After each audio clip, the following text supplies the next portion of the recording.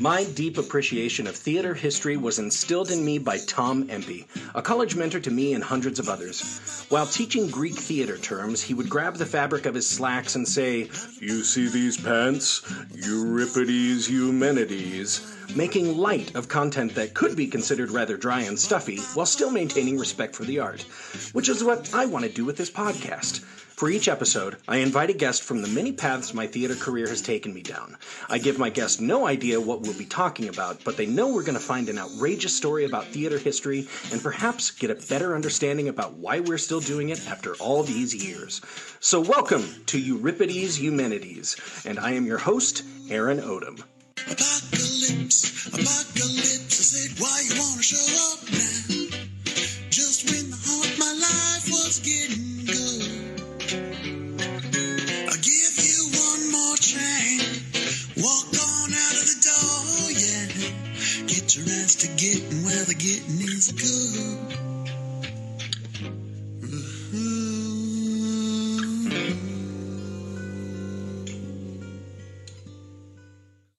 Hello, my friends and listeners. This is Aaron Odom from Sheridan, Wyoming, and Trident Theater coming to you for another episode of Euripides Eumenides, a theater history podcast. Hey, gang, if you're listening to this right now and it is before July 29th, 2022, I know you probably heard the ads, but I've got a live episode coming up on July 29th, 2022, and it will be streaming to the US, UK, and Canada. So I'm going to be focusing a lot of my attention on that for the next few episodes. So what I'm doing here for the next couple, just through the rest of the July 2022, is I've got a couple ideas for mini-sodes. And right away, I contacted some of my prior guests, and oh my God, as soon as I reached out, he said, "Hey, can you do this little episode?" He's like, "Abso-fucking-lutely." And so coming back to us, my guest from episode 20, Private Lives 1983, this is producer Brand Birtwistle. Hello, Brand. Hey, Aaron. Thanks for having me, buddy. My listeners, I do have to let you know that I think Brand's cat hates me. Before we got on this to record, Brand stood up and he goes, "Hold on." He hates me, dude. Yeah. So, the cat just took a giant shit in Brand's house, and Brand had to load up some incense so we could carry on without him gagging. I figure all your what do you call them? Euripidites? What are you? Yeah, there we go. I've never had a name before. Okay, Euripidites. They nobody wants to hear the like. And listeners, if you do remember episode 20, in the middle of the episode, we're talking about Liz Taylor and Richard Burton and how disgusting they were, and the cat is behind Brand puking on his floor. So I don't think we're going to be able to record anymore without your cat doing something. We just have to plan for that. I'm looking for him right now, man. They're probably doing it already. Oh man! Well, Brand, before we get too much into this, you have had quite a busy year so far. You just got done filming a major production you're trying to launch here. So what's that all about? Yeah, we're in post right now. We're getting close to locking our cut on a feature that I shot. We started filming in December and we finished in February. Filmed in Oklahoma. So I was in Oklahoma City for the better of 3 months, which, by the way, I've been to 48 states. I've been all around the world. Oklahoma City has the best food of anywhere I've ever been. No kidding. I mean, it's kind of a banging little town. I came back having to like work off my 3 months in Oklahoma City. But man, the farm to table, that like local farmer, good meat, good vegetables. I had the best ramen. I live on Ramen Row. Like I have the most incredible ramen within 2 miles of my house is just a strip of like ramen shops, like the best ramen, in all of LA. There's one ramen shop. You go, it has a 2-hour wait in Oklahoma City. Oh my God. The food was awesome. So anyway, I digress. I had the pleasure of I was co-producer on this film in my company, the Brand Productions. Yeah. We did a film called The Line with a director named Ethan Berger. Okay. Really great. He wrote and directed the script. Just really fantastic script, kind of examining toxic white male masculinity within the fraternal system and what are you talking about? What I don't fraternities understand. and I don't understand. What is that? There's none of that. Yeah. There's none of that there. You don't know anything. I don't know. We had a rock star cast. I mean, just absolute. Yeah. Like, if I sat and just like listed every single person that's in the here, I'm going to do it. Let's see. I'm going to be an asshole because I'm going to forget somebody. But like, just to fire these off. All right. Yeah. Bring it on. From the older side, we have John Malkovich, Denise Richards, Sherry O'Terry, Scoot McNairy. Then we've got Alex Richards. We have Halle Bailey. We have two of the kids from Euphoria. We have Angus Cloud and Austin Abrams. Both are fucking awesome. We have Lewis Pullman. We have Graham Patrick Martin. Like, I could go on. Like wow. We have. And weren't you telling me Alex Wolff was in it too? Well, and Bo Mitchell, man, like, it's such a great ensemble. Every single performance, every single person in the movie is a rock star. And because each one of them brought it, dude, you're going to lose your mind when you see this. The performances in this are top notch. That's to say the least. They're top notch. So The Line, when are we going to see this? So, I mean, we're editing it, everything for the festivals, and we'll go from there. Dude, that's so amazing. That's so amazing. So, my friends and listeners, look for it coming up in the next several months sometime. The Line, partially from the Brand Productions. That's awesome. That's awesome. So, I want to go ahead and get into this thing today so I can actually kind of try to keep this as something of a mini-sode. Good luck. Okay. But, so you and I, we did theater in college together, and high school, not together, but yeah, not together, but we've done it. And I found out about this story just this last week, and I was at a museum with my kid, and there was like this pegboard that had like flip over cards, and you flip a card over and it would tell you some strange, crazy fact. This one, holy shit, Brand. Get ready to pick your jaw up off the floor. But I sent you a little bit of a thing to ponder over today as we were getting ready for this. And so the question I'm going to ask you, as I like to start these with a question, is how has your experience with Shakespeare influenced and or enriched your life? It's a great question, because I think there's so many ways that are way more subtle than I had thought about until you'd asked this. Right. Through my experience, and I've had a lot of Shakespeare experience through, like, I had great Shakespeare in high school. I studied Shakespeare. I have an antique Shakespeare collection right down here that's over 100 years old from my grandma. I have like 3 or 4 complete Shakespeare collections. As we do, goddamn theater kids. As one does, I probably need one more. Books and books and books. But first off, it gave me a whole understanding of the English language, and Shakespeare was always talking in double entendres, and there was always crazy subtext. It's so deep, and beyond the fact that I have a deep love of music, and there's the whole iambic pentameter, and so there's the whole here's something about Shakespeare. When I learned this I thought this was an ultra fascinating way. This is from Andrew Jarvis from the Royal Shakespeare Company.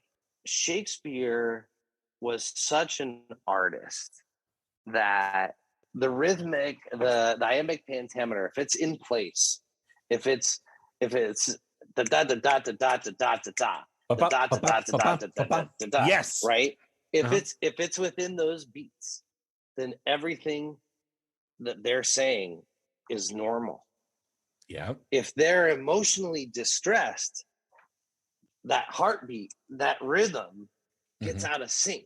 Yes. And he wrote that rhythm, and he wrote the distress and the people's emotionality into the musicality of their verbiage. And that's such an incredibly deep, intelligent thing that's so cool that and I know that's not directly applicable to my life, except in that, like, I now still work in merging video and music and like yeah.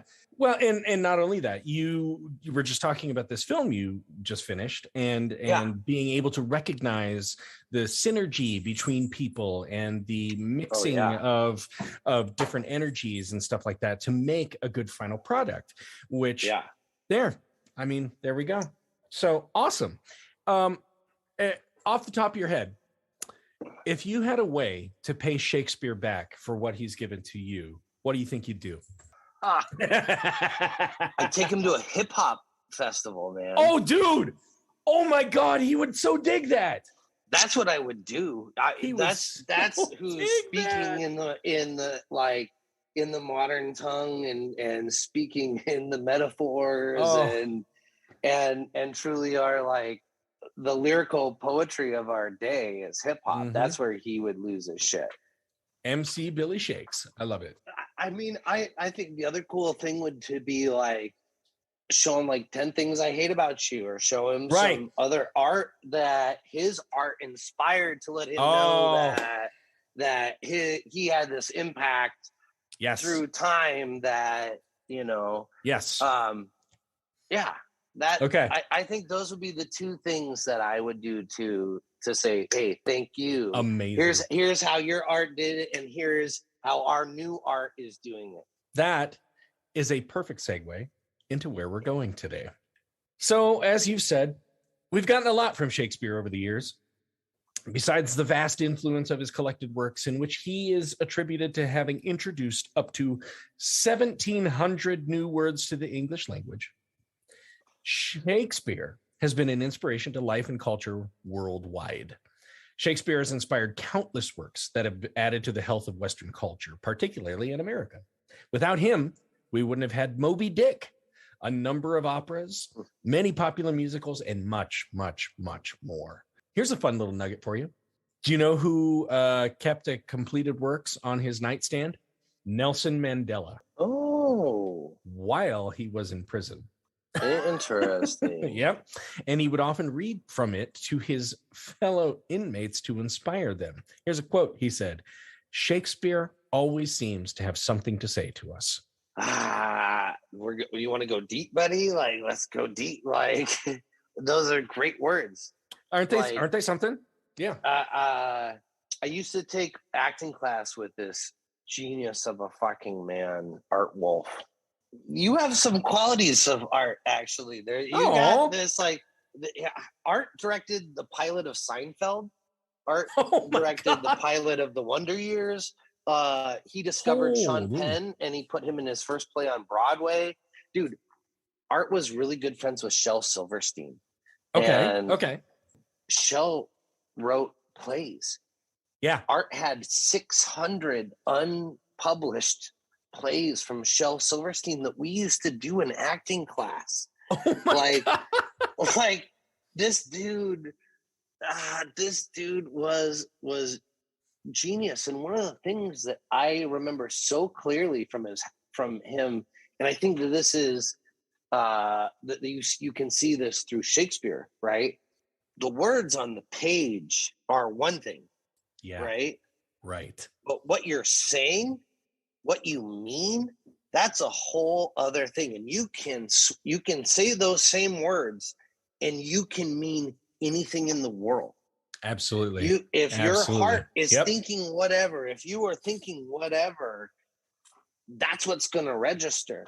And that's why Shakespeare's timeless. You can put it in any period. You can put it in all these different situations and and it works in all these different ways is because it's what you're saying. And so we used to, when we first got into arts acting class, we would do these monologues, and then he'd stop us mid monologue and he'd have us start over, and he'd go, okay, do it like you're selling a car.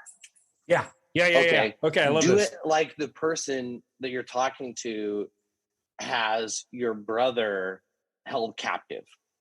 Do this like you're, and he would just switch it, and you'd use the same words, and the whole time you're conveying something completely different. And that's part of the power of Shakespeare, I think, is that so it speaks to you wherever you're at. Right. Okay. So we've got this volume of works that is giving us a template. And really, this is something that when I teach it, and I'm teaching directing, and I'm directing, is like there is an unspoken contract between the playwright and the production crew doing that show, that you're giving us the words and it's our job to interpret them. So you don't get to tell us exactly how to do everything all the time. Like one of the most powerful performances I saw was Benedict Cumberbatch's Hamlet. And the big speeches, to be or not to be, get thee to a nunnery, all of those things, he threw them away. It was hardly important to him.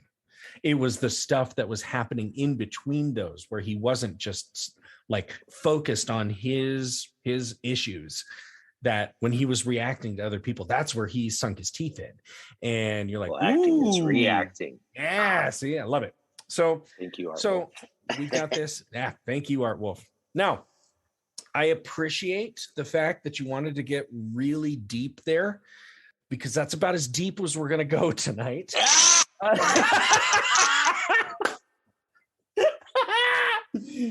Because what I want to bring up is you have this guy who gave so much to the world that it seems unfair that we don't give back to him in some way. So over the years, a number of events have occurred with the bard in mind as inspiration. And many of them come in the form of naming things like buildings and structures, or people will name their children after characters or their pets or something like that, or perhaps use his quotes in motivational speeches. Yeah. But for as many successful commemorations to the bard that have happened over the years, I would suggest that there are just as many, if not more, who meant well, but their commemorations did not achieve the desired effect. Okay. So let's meet, and I'm probably going to fuck up the pronunciation of this name. Let's meet Eugene Schieffelin. He's a German immigrant and pharmaceutical manufacturer who lived in New York City at the end of the 19th century. And from what I understand, he does have a street in New York named after him. Okay. Schieffelin was also an avid lover of wildlife and belonged to several groups involved with wildlife preservation. One such group was the American Acclimatization Society. Just the name of that. Doesn't that sound so colonizer to you? Yeah. we're the settlers. Yeah, the American Acclimatization Society, whose their intent was to enrich the environment of America and to make the immigration transition for new residents from Europe a lot easier. Okay, well, that sounds nice. Okay, right? Okay. At least they sound like they're, Right, they got a good intent. They're trying to be groovy. Their method of doing this would be to release animals into the American wild that were native to Europe and had not previously been native to America. Oh, now it's not sounding as good. Keep going. Hold up. Oh, wait. That's not too soon. We're bringing a Yeti over. Now, one of the easiest ways to do this would be to introduce new species of birds. Okay. So like little songbirds and stuff. And generally this didn't really work too well, as the birds did not have the evolutionary traits needed to survive in a new climate. So, if you introduce them, they fly around for a while, but they just can't get used to the environment. And so they all perish. However, two species introduced in this manner did flourish. One is the house sparrow, and the other is the European starling. Oh. And today, we're going to talk about the latter, the European starling, now known as the common starling.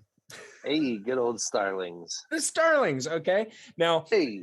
for those of us who aren't familiar with ornithology or birds, the best I knew before I read about this was that they were kind of pesky. Like in some cases, they'll like make their nest on top of a chimney stack or something like that, and then the whole house fills up with smoke every time you light a fire or whatever. Thanks so a lot, like, starlings. like, God damn it, fine starlings. All All right, so back to Eugene Schieffelin and releasing these species into the wild. While almost no evidence in writing could be found as to why Schieffelin chose specific species, in 1947, another wildlife enthusiast named Edwin Way Teal began what now can be considered a tall tale with his article In Defense of the Pesky Starling. It's a teal tail. In this, Teal suggests that Schieffelin had intentions to release into America every bird mentioned in Shakespeare. Why not? Yeah, why not? Absolutely. Let's go. I mean, thank God he didn't know about ostriches or emus. Yeah. I kind of wish he would. Why don't we have those here as well? Okay, hold on. You're going to love this. My guess here is that Schieffelin told a bunch of people that this was his intent, but he never wrote it down anywhere, didn't journal it, didn't have it published. It was just common knowledge among his peers. And to be perfectly frank, this would be quite an ambitious task, considering that Shakespeare's works included mention of 600 different species of birds. Oh my God. I know, right? So it's like, now I want to go back and read more plays and be like, okay, where did you mention this? Where did you mention this? Where did you mention this? Wait. Can we just pause for just a second? Uh-huh. Who the fuck knows 600 different species of birds?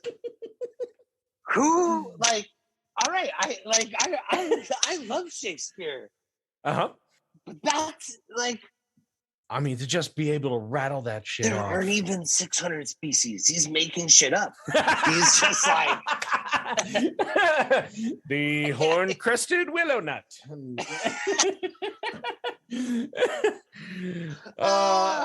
The three-footed booby. I don't know. So yeah, now you got me intrigued. No, go on. Okay. So regarding the Shakespeare line that inspired bringing the starling to America, we have the following from an article I read about the whole thing. In the late 1590s, Shakespeare noticed the mimicking ability of the starling while writing Henry IV, Part 1. The character Hotspur is contemplating driving King Henry nuts by having a starling repeat the name of Hotspur's brother-in-law, Mortimer, whom Henry refuses to ransom out of a prisoner status. The line is, "Nay, I'll have a starling shall be taught to speak nothing but Mortimer." Okay, so got mentioned. Starling. Okay, Schieffelin read that and went, well, we got to get a starling. Well, we got to drive everybody in the world crazy. Right, exactly. So I guess it's actually somewhat ironic that the line is subtextually critical of starlings. Yeah. I don't think that Schieffelin thought that far ahead. Yeah, right. The same article talked about the set of starlings that nested in the writer's tree near their yard, describing the bird's call as a song, if you can call it that the birds would offer this song incessantly, and because of their burrowing habits, ended up nearly killing the tree in which they took residence. Another 5-star review for this starling. So why? Let's bring them. Let's bring them. Let's bring them. Sees a problem with this? Get me a suitcase of starlings. Post haste. Yeah. To the Americas, please. Yep. So in the fall of 1890, Schieffelin released 60 starlings into New York City Central Park. And as I said before, very often efforts such as these resulted in mass casualties in the released birds, as they just usually couldn't take to the environment. Now, these starlings were released on a cold day in the fall when the weather was sleeting. Okay. Most figured that the starlings would fare just as well as previous flocks and would die off pretty quickly. However, the little birds found shelter under the eaves of the American Museum of Natural History, which is just east of the park. And to the surprise of many, they survived the winter. So, Suckers. go, Yeah. little guys. Now, this inspired Schieffelin to acquire another 40 starlings in 1891 and release them. So the total count of starlings released by Schieffelin totaled 100. Now, perhaps Schieffelin didn't know too much about starlings being an amateur ornithologist and just being in positions on these different boards of these different societies. But starlings are actually a little better equipped to survive in many climates. And here's a big fat quote that I found. The protractor muscles of their beaks allow them to pry and to probe better than other birds. They can open their bills after pushing them into the soil, which allows them to forage for invertebrates easily and in drier areas. The starling's eyes have evolved to the narrow front of its face, giving it the perfect view for prying. Its binocular vision combined with its open bill probing ability means that starlings can find insects in colder climates better than other birds, which means that starlings do not have to migrate to warmer climates in winter, which means they can take the best nesting houses during the breeding season in spring. Fuck you, other birds. Yeah, we figured this shit out. Yep, absolutely. Evolution, man. I mean, I know. And you never see it coming. Especially when somebody's like, "Oh, you evolved over there and we'll bring you over here." Come on. Come on. For the first 6 years since their release, the starlings rarely left Manhattan. However, once they began to spread, it was discovered that almost no climate was uninhabitable to starlings, as they were found in climates as diverse as both Alaska and Florida.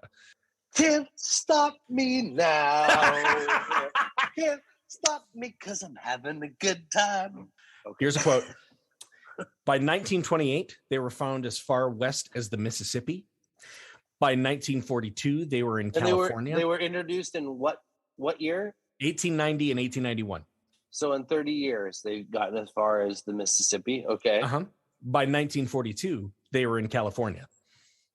Wow. So they were like, yeah, let's go. And by the mid 1950s, they numbered more than 50 million. I mean, these are like insect numbers. Continuing this quote, Schieffelin's mission had become more appropriate to a work of Hitchcock than of Shakespeare.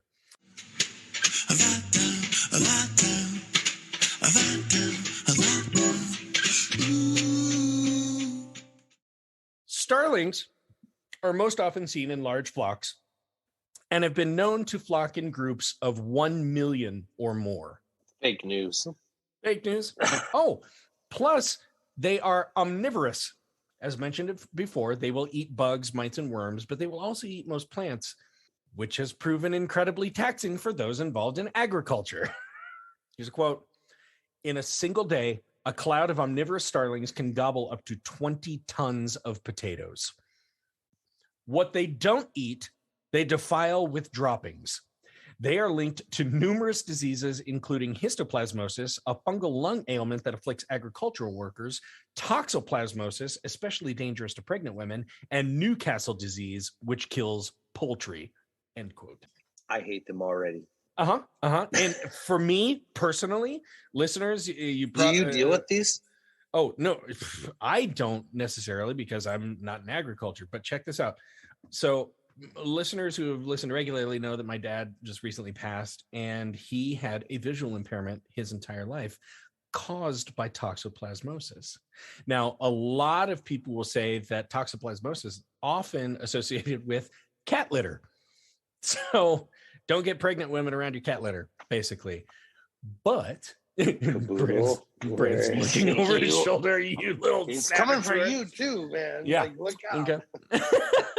But my dad's family was a pretty agricultural family.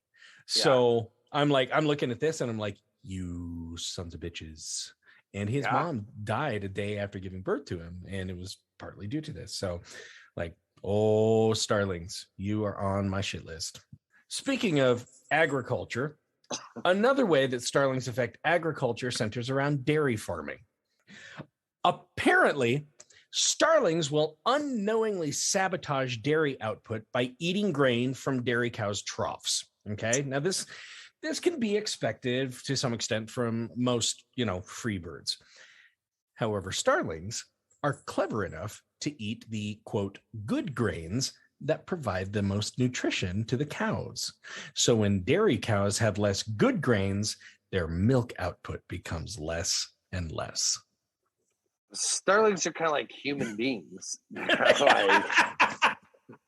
There was something I read that was like, it's absolutely perfect that we brought over starlings and they treated this country just like we did.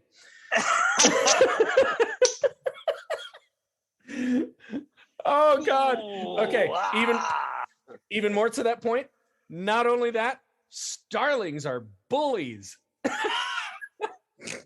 America, fuck yeah. Yeah. Now, remember that quote earlier that stated that they were able to take their pick of nesting sites just because they didn't need to migrate? Okay. Well, another feature of the starling is that it's just a lot more muscular than most other birds its size, and frankly, will chase other birds out of their homes. Again, evolution is a bitch, bro. Like you're 6'3", that would be like Chris Hemsworth coming to your door right now and being like, "This is mine now," and just throwing you out. I mean, good on him. Good on him. He's better looking than I am too. So Now, some have suggested that this bullying has led to native species being forced out of their natural habitats, such as the eastern bluebird, which is the state bird for both New York and Missouri, and they are rarely seen in their home states anymore. Hey, Brand, do you know what bird strike is? Dude, I was looking for some kind of clever response, and there's nada. I just picture little birds with like little signs and like more seed, less cats, right? Bird union, bird union. No. Bird strike is when a flock of birds hit a plane while it is in mid-flight. Oh God! And it brings the plane down. Wow. On October 4th, 1960, a small passenger plane carrying 72 people took off from Logan Airport in Boston. Just seconds later, once the plane had reached a height of 120 feet, a flock of approximately 10,000 starlings hit the plane. All 4 engines went dead, and the plane plummeted almost vertically into Boston Harbor. Of the 72 aboard, only 10 survived, so the death toll was 62, which included the pilot and co-pilot. Assholes again. Thanks a lot, Fuck those Starlings. Oh, yeah. Oh, hey, check this one out. Almost 2 weeks after that plane crash in Boston in 1960, another pilot tried to take off from the same airport and was hit with another starling bird strike. Now, while he didn't leave the ground, and even though the starlings barely weigh 2 ounces apiece, the pilot stated that it sounded like he was under machine gun fire. I mean, 2 ounces is pretty heavy. Like if it's just if it's that many, and at what speed? That's the other thing, right? Right. Like what speed do you have to get a plane off the ground? It has to be in the hundreds of miles per hour. Yeah, crazy. Yeah. So thanks a lot, Shakespeare. Thanks a lot.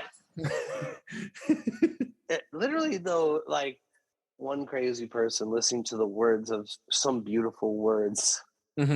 And going, I come to America and I want to honor this Shakespeare, which is the birdies.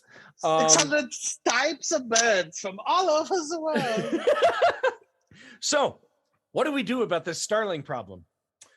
Well, apparently the starling is actually protected from mass killing by the Migratory Bird Treaty Act of 1918.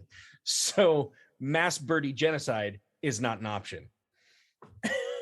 Why? What do we have our guns for?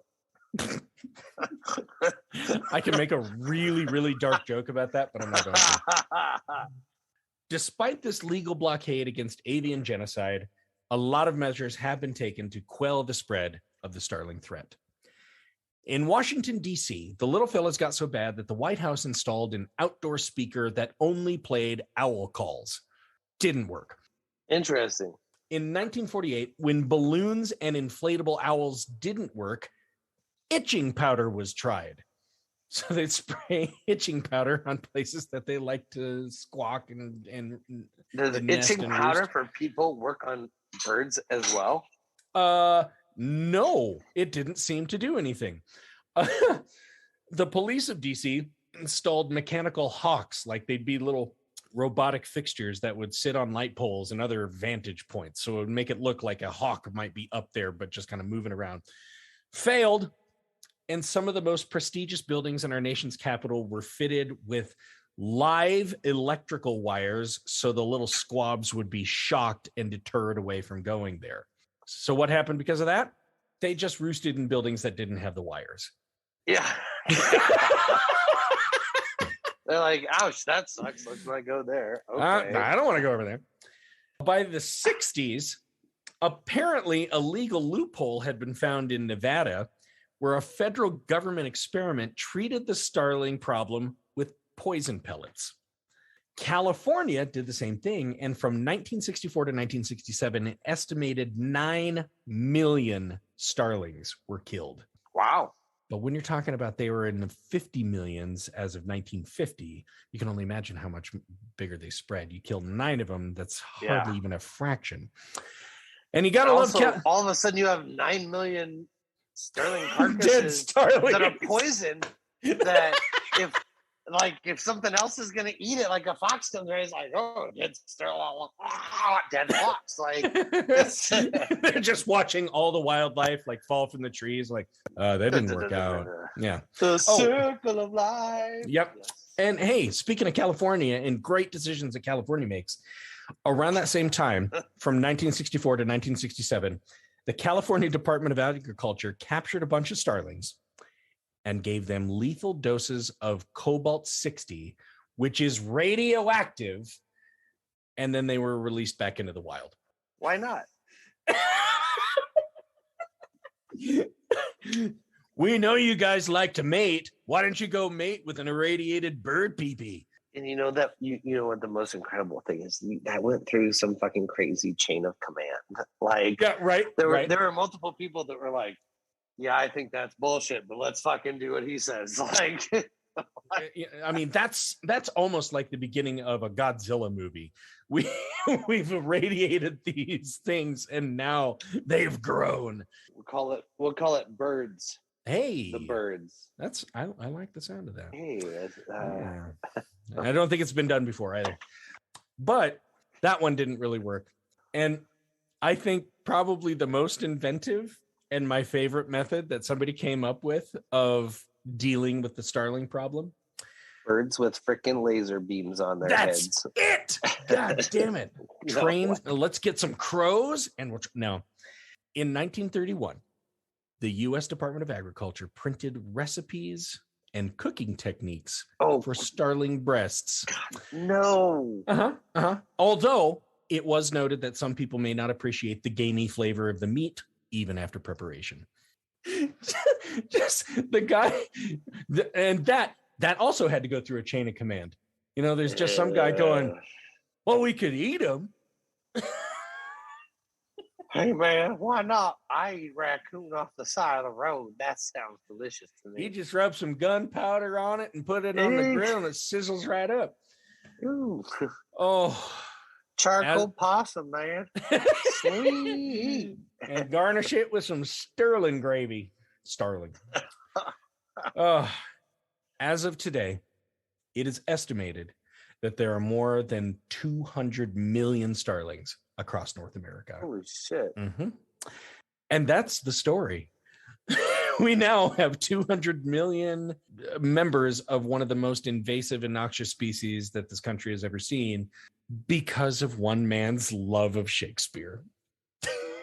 I would not have personally honored Shakespeare in such a way. What? I thought things we were talking about earlier were pretty good ideas. They were good. They were pretty good ideas. I mean, these irritating, unattractive, annoying voiced, everywhere birds. Like the only thing that I can think that nature actually gave back to Shakespeare with starlings was murmurations. Do you know what I'm talking about? Murmurations. That's when you get a big flock of birds and they're just kind of flying around each other, and they look like a cloud, and Almost like they're an amoeba. Yes. In my hometown, there is an old flour mill that has been abandoned for years, but it's several stories tall. And at the very top of it, like there's just kind of a little walkway that, you know, workers could get in and look down at the silos and stuff. It is now filled with fucking birds.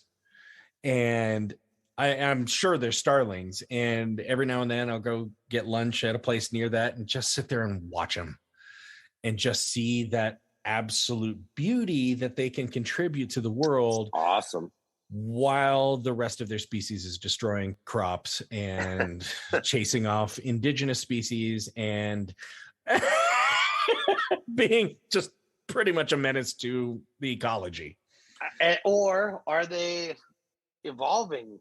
You know, are they forcing, you know, here's another way to think about it, right? Yes, it seems invasive at first, but also maybe because they are further progressed, that they are forcing the other native species to evolve in a quicker manner to continue to exist alongside these more highly evolved birds that have come into their place. That's some interesting Darwinian theory there, Brand. Hey man, it popped into my head right now like that.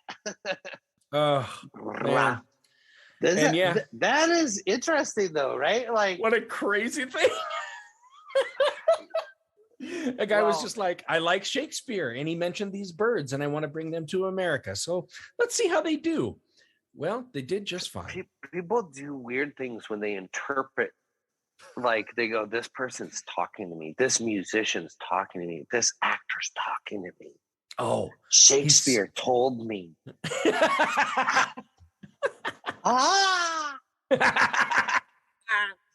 Oh man. Well, Brand, there we go. Starlings in America.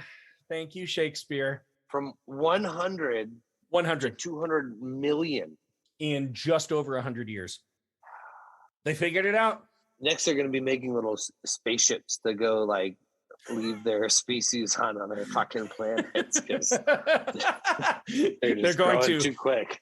Man and starling are going to combine to become one.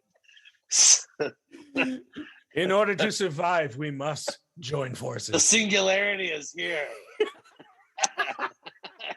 Oh man. Okay. Woo. Hey, Brand, that was a super fun time. I hope we can get this another mini-sode or another episode out sometime.